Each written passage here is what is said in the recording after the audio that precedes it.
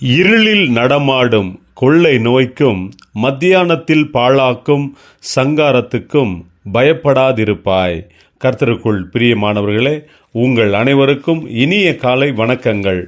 இன்றைய வேதவசன தியானத்திற்கென்று நாம் தெரிந்தெடுத்திருக்கும் வேத பாகமானது 2 கொரிந்தியர் 11 அதிகாரம் 28 வசனம்.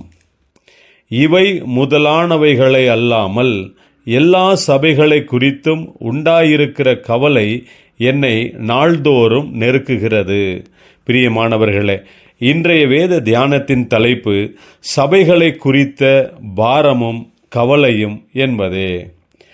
அப்போஸ்தலனாகிய பவுல் கொரிந்தியருக்கு எழுதின இந்த 2ஆம் நிருபத்தில் ஊழியத்தின் நிமித்தமாக தனக்கு நேரிட்ட போராட்டம், எதிர்ப்புகள், சவால்களை பற்றியெல்லாம் மிகவும் விபரமாக எடுத்துரைக்கிறார்.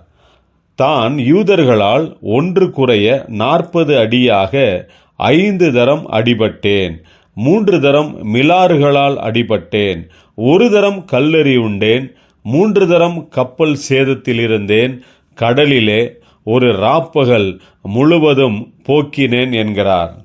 மற்றும் பலவிதமான நாசமோசங்களையும் கஷ்டங்களையும் நான் கடந்து சென்றேன்.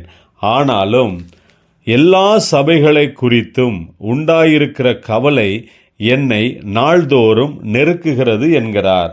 அதாவது, இத்தனை போராட்டம், கஷ்டங்களை, உபத்திரவங்களை தான் அனுபவித்தாலும் திருச்சபைகளை குறித்து சிந்தித்து சபைகள் பெருக வேண்டும், பலனடைய வேண்டும் என்கிற கவலை தன்னை தினம்தோறும் நெருக்குகிறது என்கிறார்.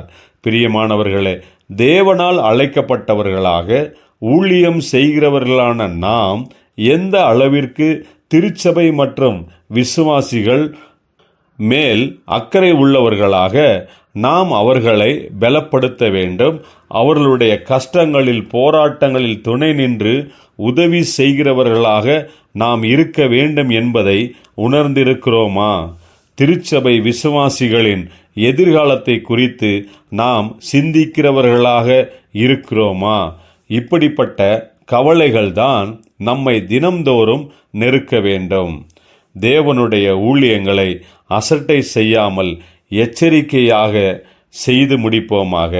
ஜெபிப்போம். ஜீவனுள்ள தேவனே, நாங்கள் உமக்கென்று ஆத்தும ஆதாயம் செய்கிறவர்களாக நிற்கும்படிக்கு எங்களை பயன்படுத்தும், பலப்படுத்தும், ஆசீர்வதியும்.